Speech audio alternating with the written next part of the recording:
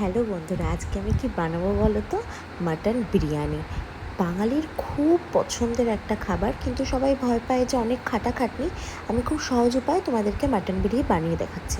প্রথমে মাটনটা ভালোভাবে ধুয়ে নিয়ে একটা পাত্রের মধ্যে টক দই, গোলমরিচের গুঁড়ো, একটু জিরের গুঁড়ো, ধনের গুঁড়ো, লঙ্কার গুঁড়ো, গরম মশলা গুঁড়ো, হলুদ গুঁড়ো ও সর্ষের তেল দিয়ে খুব ভালোভাবে একটা মিশ্রণ তৈরি করে মাটনগুলোকে দিয়ে কিন্তু আমি ভালোভাবে ম্যারিনেট করে রাখবো প্রায় ঘন্টা দুয়েক, কারণ আমি কিন্তু মাটন আলাদা করে সেদ্ধ করব না। এবার আমি পেঁয়াজ আলু সব এক এক করে ভালোভাবে কেটে নিয়েছি। পেঁয়াজগুলো কিন্তু আমি বেরেস্তার জন্যও কিছুটা কেটেছি, আর কিছুটা মাংসে দেবো বলেও কেটেছি। আলুগুলো আমি দুভাগ করে নিয়েছি। অন্যদিকে আমি কিছুটা গরম দুধ পেঁয়াজগুলোর মধ্যে দেবো, এতে কিন্তু বেরেস্তাটা খুব মুচমুচে হয়। আর কিছুটা কেশর দিয়ে কিন্তু আমি দুধটাকে রেডি করে রেখে দেবো, যেটা আমাদের পরে কাজে লাগবে যখন আমরা বিরিয়ানিটা মেশাবো। তারপর আমি চালটা নিয়ে খুব ভালোভাবে চালটা কিন্তু আমি বেশ একবার দুবার ভালোভাবে ধুয়ে, সাদা জলটা যতক্ষণ না বেরিয়ে যাচ্ছে ততক্ষণ অবধি ধুয়ে পরিষ্কার করে নেব।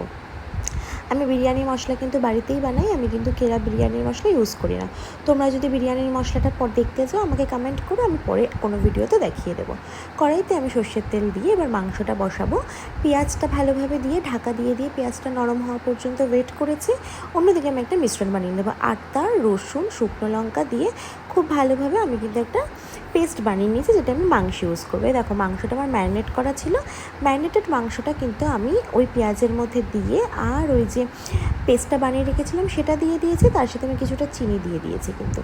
এবার অন্যদিকে কিছুটা সাদা তেল গরম করে আমি কিন্তু আলুগুলোর মধ্যে হলুদ মাখিয়ে আলুগুলো কিন্তু আমি ভেজে নিয়েছি। আলু কিন্তু আমি সেদ্ধ করে নিই। তারপর আমি মাংসের মধ্যে এক এক করে কিন্তু দেখে নিয়েছি লবণ মিষ্টি সব ঠিকঠাক আছে কিনা। বেরেস্তাটাও আমি এই ফাঁকে করে নিয়েছি। এরপর ভাত করে নেওয়ার পালা। ভাতের মধ্যে আমি কিন্তু গোটা গরম মশলা, গোলমরিচ, দারচিনি, এলাচ, লবঙ্গ, ভালো একটা তেজপাতা দিয়ে আমি ভালোভাবে কিন্তু ভাতটা বানিয়ে নিয়ে মোটামুটি 80% কুক করে আমি কিন্তু এটাকে নামিয়ে নিয়েছি।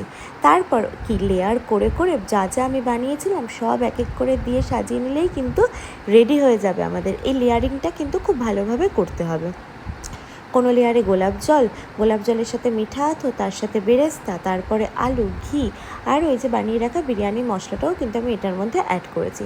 আর হ্যাঁ, আমি কিন্তু বিরিয়ানি মশলা কিছুটা মাংসের মধ্যেও অ্যাড করেছিলাম। বিরিয়ানি মশলা ছাড়া আলাদা করে কিন্তু আমি কোনো রকম গুঁড়ো মশলা আর মাংসে অ্যাড করিনি। যা করার আমি কিন্তু প্রথমে ম্যারিনেশনের সময়ই করেছিলাম। দেখলে তো কি সুন্দরভাবে আমি এক একটা লেয়ারে বিরিয়ানিটাকে সাজিয়ে নিয়েছি। ব্যাস, এবার ভালোভাবে মিশিয়ে নিলেই রেডি কিন্তু আমাদের ঘরোয়া উপায়ে মাটন বিরিয়ানি। আমি কিন্তু অল্প কিছুক্ষণের জন্য দম দিয়েছিলাম, বাট দম না দিলেও চলে। আমি গরম রাখার জন্য শুধুমাত্র দম নিয়েছিলাম। তোমরা সবাই অবশ্যই বানিয়ে